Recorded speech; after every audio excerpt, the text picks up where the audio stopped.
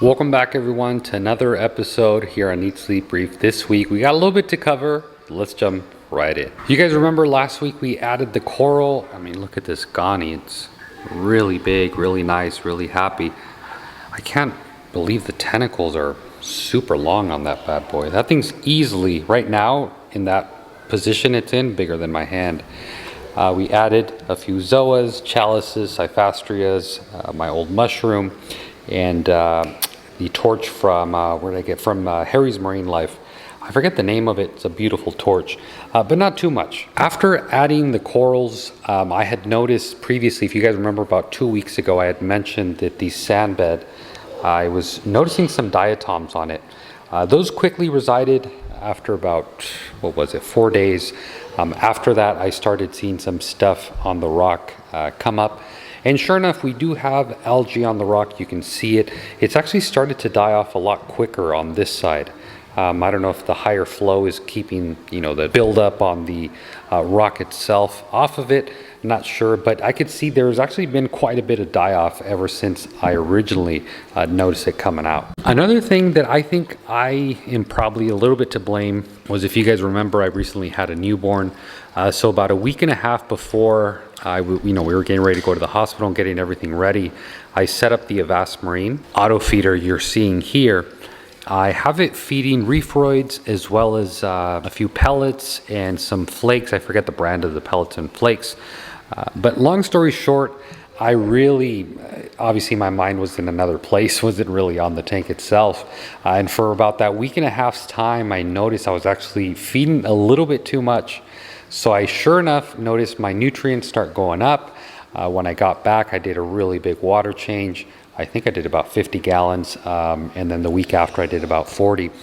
So the sand itself is fully cleared up, and after the water changes, I started noticing a lot of the die-off on this algae you're seeing.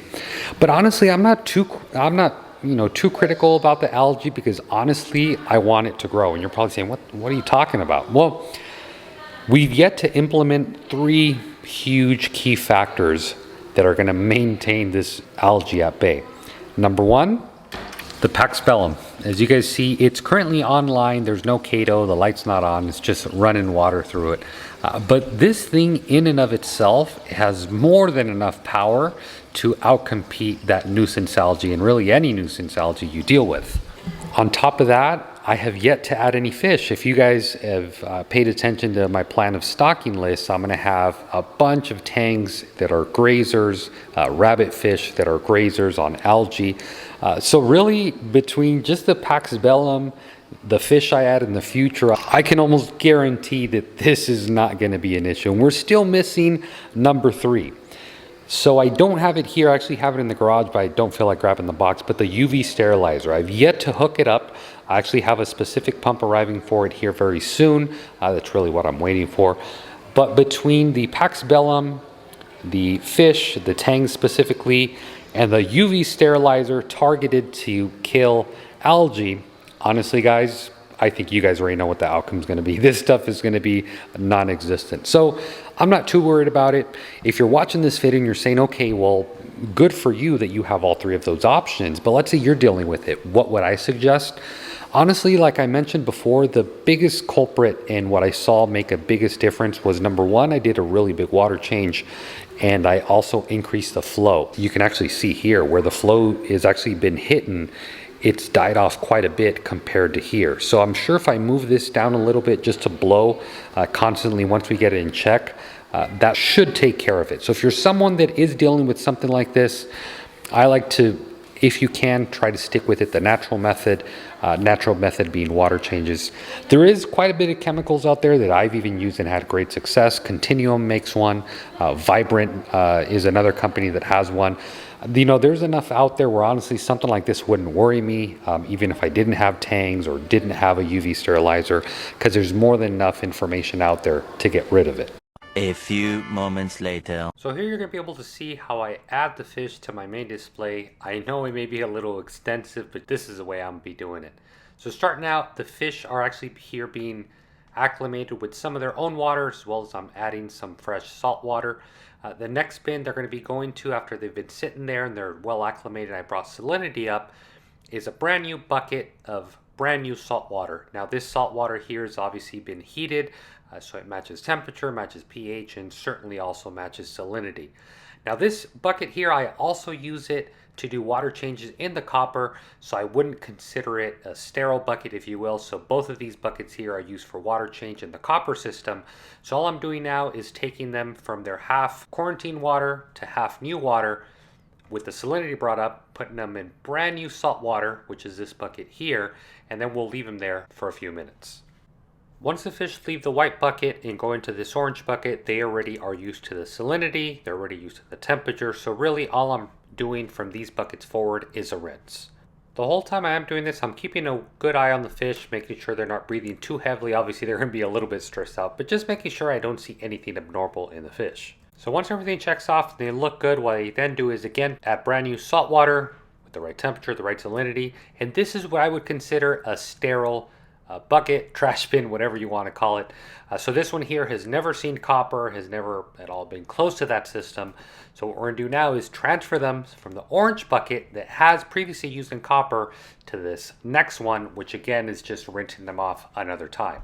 I know some of you watching this are like, wait, do I have to do this every time I quarantine a fish? Well, probably not. I mean, you probably don't need to do it at all. I'm just being really careful with it. Honestly, I may be going a little bit overboard, but you know what? At the end of the day, it makes me happy. I just really don't want to risk getting any copper into the system, so this is a way I won't say I can guarantee it, but I can really minimize it. So after they've been sitting there for about 5 minutes, again, keeping an eye on them, making sure they look really good, they're going to be going into the last bucket, the last rinse, and this is actually the one that's going to transfer them to the main tank. So we've done a total of 4 different buckets. I don't know if the last one would be considered a bucket of rinsing because again, this is the bucket I'll be using to add them to the main tank. But I guess for video's sake, we'll call it 4. We're done with all the bucket transfers. We've done a total of 4. So went from these 2 that have seen copper, these 2 have never seen copper, and I've been rinsing the net every single time before each transfer. So they should be 100% ready to go.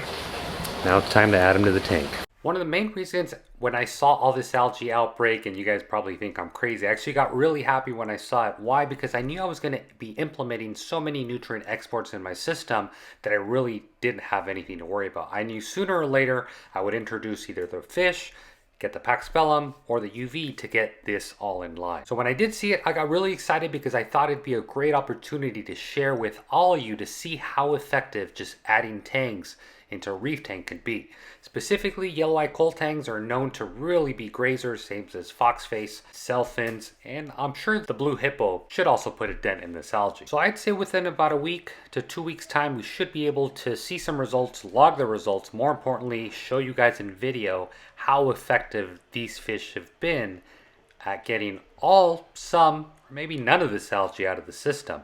So hopefully within future updates, I'm able to do another video, show you guys how effective or ineffective just adding tanks to a system can be. Maybe that can either help you, sway you, or persuade you in using or not using tangs for an issue like this. 1 week later. Going to be adding some carbon to the system. I've always had very good luck, and I think I've ran this since the JBJ. The bulk reef supply ROX 0.8. Supposed to be the best grade or filter out a lot better than the bigger stuff. I mean, I've had good luck with it, so I'm not complaining. You can go to the bulk reef supply calculator as well. They have calculators for different other products, one of them being the carbon. So I've actually went on there, and this is what it's recommending for my whole tank, which actually kind of surprised me, but hey, if that's what they're recommending, it's what I'm going to add. I actually added just a hair less than what they recommend. Reason for that, I don't like keeping my water too clean.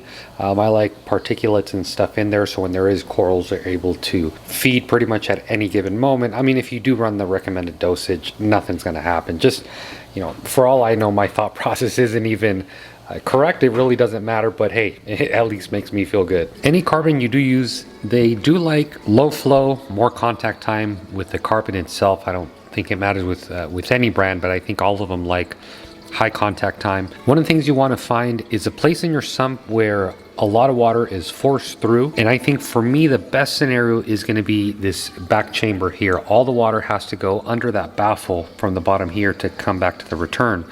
So I think naturally a good area to put it is going to be right behind the pump itself. So I have it already tied off. Make sure you've already by now rinsed your carbon, and I think we should just probably lay it back here. It's a little bit hard to see, but I've tucked it right behind the pump on one side, and that should allow for pretty high contact time, and it's obviously gonna force all the water to come through there. So I think that should be a good place for that. That's gonna be it for this week. I think we've covered enough. More importantly, I think you guys are gonna be able to follow me along this journey with the algae. I think it's hair algae. Who knows? There's quite a few variations, but from what I see, I think it's hair algae. And generally speaking, this is something that when it breaks out, a lot of people freak out. They'll start adding a bunch of chemicals to the reef tank. And I don't know. I have a way of how I think I'm gonna resolve it, whether it works or doesn't work. You guys are gonna be able to follow along and see if it's something that if it does work, you can input. If it doesn't work, you can make sure to not input it in your reef tank. So I'm gonna make sure to do my best to record, not daily, but maybe a few videos a week to show you guys a progression. More importantly, to see really how quickly or not quickly these tanks are able to clean this up, if they are at all. Like I mentioned before, if they're not able to handle this, if it's too much of a job for them, well, number one, I don't know if I want them in the reef tank, but no, just kidding with that. If they're not able to, the Paxbellum coming online, I'm pretty sure that alone should handle that no problem.